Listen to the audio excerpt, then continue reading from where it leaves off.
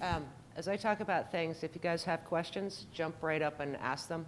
Don't wait till the end, just hit me right away.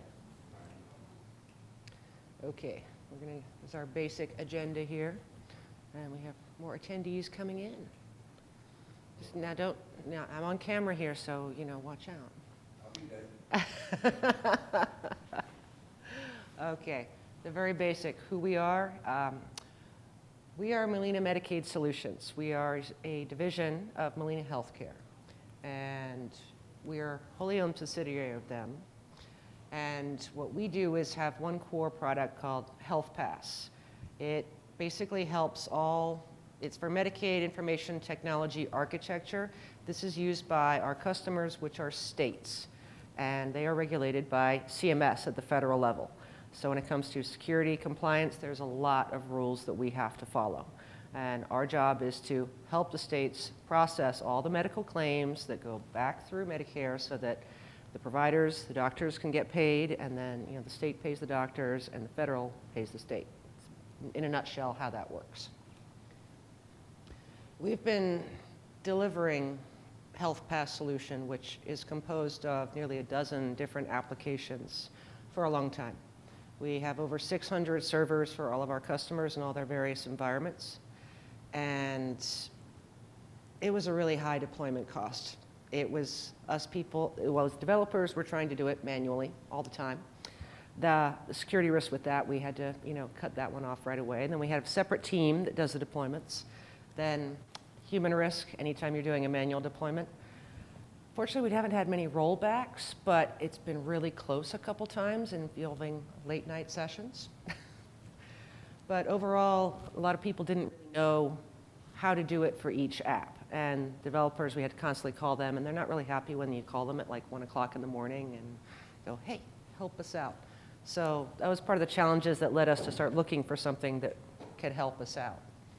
As I said before, we've got that federal mandate sitting over our heads all the time, so we've got to be secure. Very, very important. Everything has to be thoroughly documented. So manual deployments, you can put things into a ticket system, but it's never really going to be there. People can say, yeah, I deployed that. Did they really? How do you know? You don't. So we have to be flexible because we have that many different applications, and they're running a wide range. Some are third-party tools. Some are homegrown SharePoint solutions. Some are separate in-house core products. Some will just get a few files that we have to copy to locations on a server. Some we actually have to run an executable. So what we've seen since we got release automation, the biggest, most important one for me personally, who did all those overnight 12-hour-long deployments, is that I can now click a button. 20 minutes later at max for the big apps, all done, all documented, all reportable. Like, oh, okay, I can actually go out and have dinner on a Saturday night. I don't have to wait and wait and wait. Wonderful. Best thing about it. Our deployment resources, the amount of hours that we were billing, you take that from 20 and now you only have to bill 1 hour. So who does that make happy? Our customers. They're very happy about that. So great benefit for us. We can more quickly respond to the emergency deployments, and yes, we get those. On average, we'll have 3 emergency requests a week. And 2 of those will guarantee you, oh, we need this into prod on Friday. And this is telling us on Wednesday. But with this tool, once we have it in the first environment, next time, just click, click, click, done. Super simple. But yeah, the increased customer service, now with the emergencies, we can handle that. Less deployment time makes our customers super happy. So how did we start with this? The first phase was to automate our applications for their deployment. And like I said, they're all over the board. And so the automation for copying files to servers is a little different from the automation for running an MSI. And then, of course, as soon as you start automating just the deployment, everybody asks you for more stuff. Hey, can you go and restart those web services? Can you actually validate that the website comes up? Every time with this tool, we were able to say, yes, yes, we can. So our phase 2 is now getting into with integration with ticketing systems. Each of our customers has a different ticketing system. One is even using 2 ticketing systems, and they're trying to transfer from one to the other, and it's not going so well. So the integration of the ticketing system, that's why we'll do that one later. We're going to wait.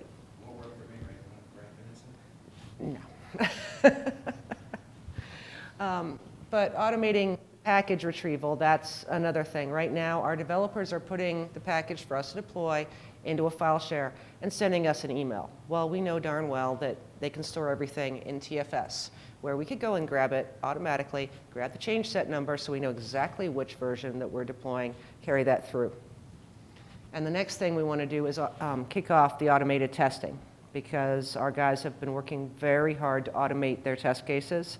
That's the next phase, so that we don't have to finish a deployment, send another email, hey guys, can you start testing? That takes way too long. So, as I said, it's TFS. That's one of our, actually through the federal, here's something that happened recently. We just had a big DDI project for a new contract with one of our customers.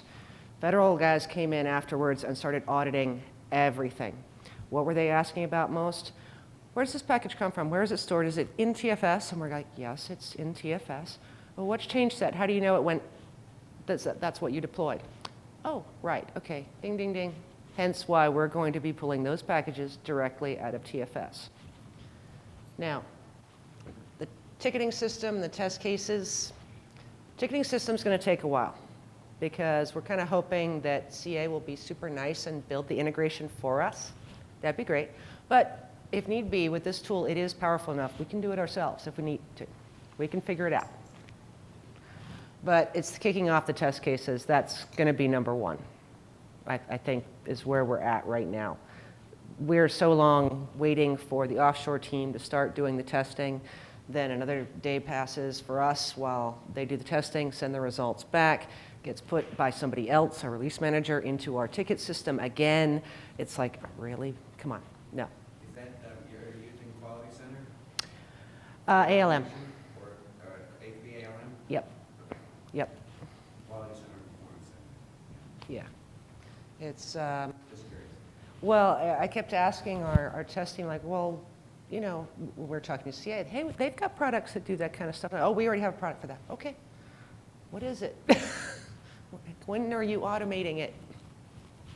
But they finally got the automation going.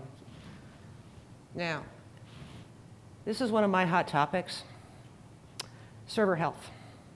We are a Windows shop. Anyone here a Windows shop? Okay. So a couple problems that come up with Windows. If you have a C drive and somebody's installing applications on a C drive, what happens? You run out of space.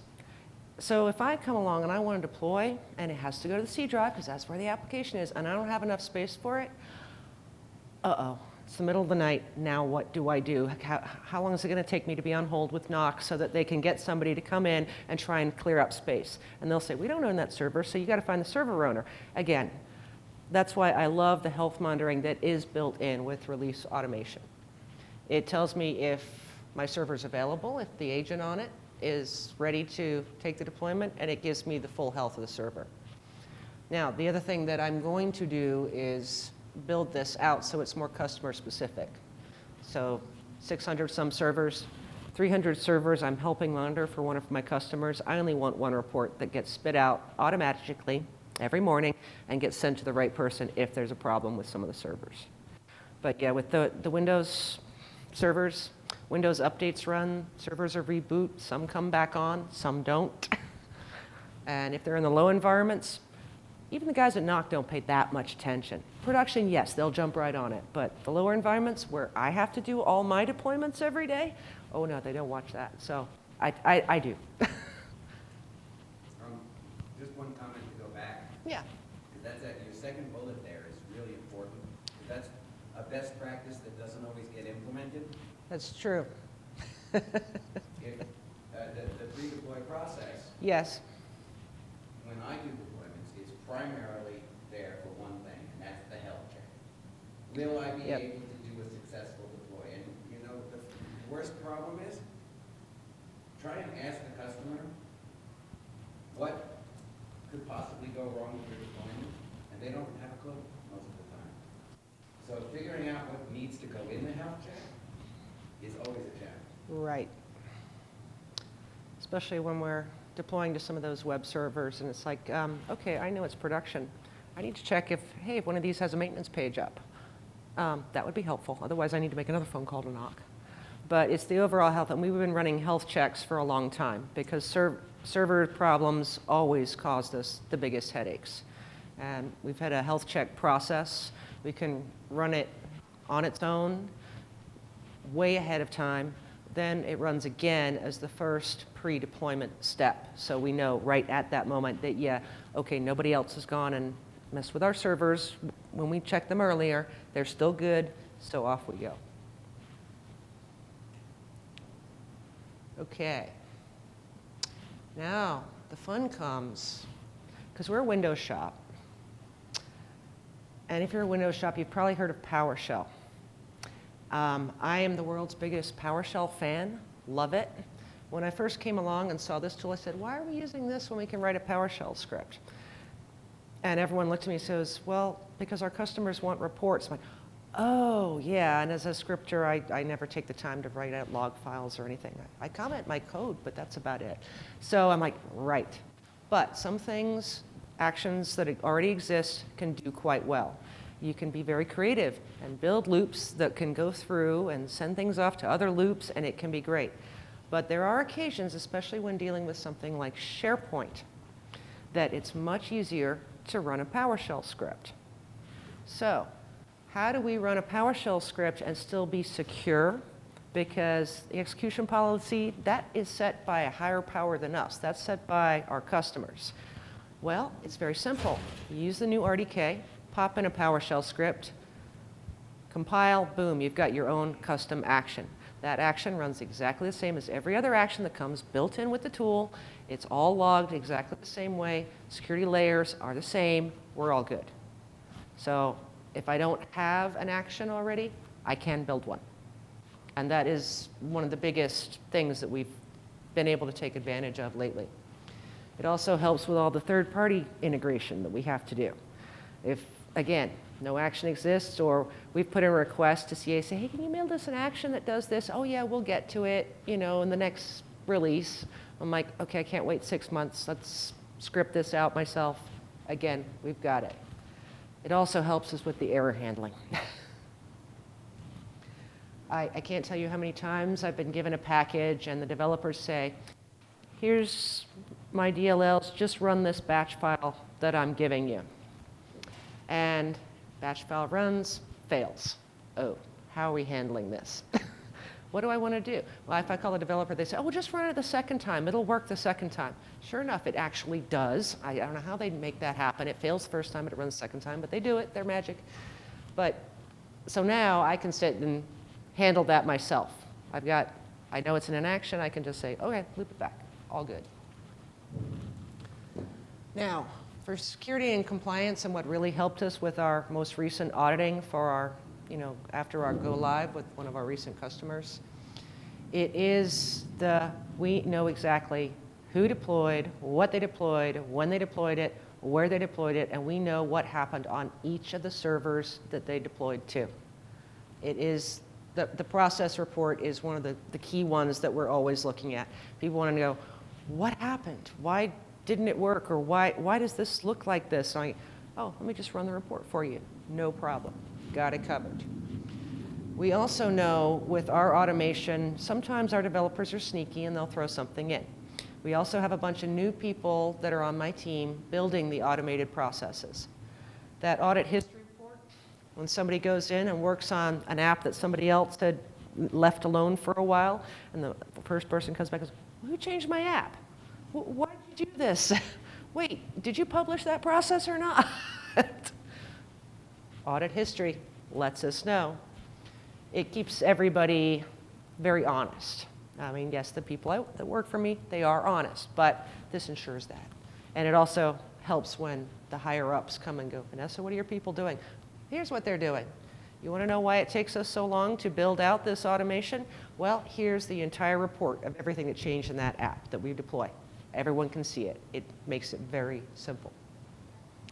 The other key thing that we have to do is run actions as other service accounts. Now, developers would happily store up those service account passwords, log in themselves, do things however they want. Again, security-wise, finally, our security people are cutting down on that. Now, service passwords are going to change. They're going to change regularly. Fortunately, they've acknowledged that my team needs the right to know what they are. So we're able to go in, pull the latest password, and use it. But they are now tracking exactly who's doing that. Comes back to we know who did what, when, where, why they were doing it. But when individual users are logging in as a service password, just to say, oh, did I mean to get that fix to go there? Or, oh, I didn't. Oh, let me take that out. No, not anymore. Now, where are we going to go from where we've been already with release automation? We have recently acquired Test Data Manager. Test Data Manager has been used to take our core product, which is entirely database centralized, and it's huge. The database schema in that thing, it would fill up a ream of paper if you printed it all out that would reach the ceiling of this room. It's huge. But what do our people been doing? Well, we want to test in lower environments. We'll just copy the whole database and refresh it down to the lower environments. That takes 2 or 3 days for most of the customers. For each environment, let's take prod, we'll put it to dev. 2 or 3 days later, okay, now you can start testing in dev again. So Test Data Manager already is starting to be useful. We've had a couple small internal projects to try out new things, and they go, we need data. We'll just copy another production database. And we go, no, now you won't. Here, you tell us what you need. Use Test Data Manager, give it to you right away. The other thing that we were, again, with the compliance to rules, data masking, huge for us. Healthcare information, how many names, social security numbers, addresses, date of birth, yeah, you can rule the world with that, right? So again, let's mask that up, hide it down. And given the way that CMS, again, the federal regulator, is changing how they're working with the states who are customers, I think service virtualization is going to be rather key for us going forward, because the way they're changing the status, or the structure of the contracts, individual modules as opposed to, one company like us walks in and gets the whole thing. So if we're starting to work with more third-party providers of software that are all going into one state customer, we're going to need service virtualization. I mean, it's the next logical step for us to be looking at. And that basically wraps things up here. Are there any questions or comments, concerns? No? Okay, and the crowd goes wild. Oh, okay, yes, please. So a lot of times we talk about the ITIL and ITSM practices and policies, right? Right. So when it comes to the audit aspects of it, what policies have been entered into code and what policies remain manual? It's a bit of a tricky question because I hate to say it, but a lot of times it'll depend on the auditor themselves. Some will want to go in and look at the code. Some will want to go and look at the package that was deployed. And a lot of times, because we have so many complex software apps that are interacting, it really depends on which app you might be looking at. Our core product, that's when they're going to go, hey, show me the code, show me the base code. I want to see where everything is set, locked down, and not touched. That's wrapped up into a nice, neat little MSI for us to deploy very easily, so that makes more sense. Some of our other apps that are, the web-based ones in SharePoint that are changing all the time, that's when they're like, I just want to see some sort of tracking, how it came out of TFS, give me the change set number, and follow that through. Does that help? Yeah. Okay. Anyone else? Okay. In that case? Leading questions if you want to ask. What's that? I can ask you some leading questions. How about the question of, where's my glass of champagne? Because I've done my presentation, I can celebrate now.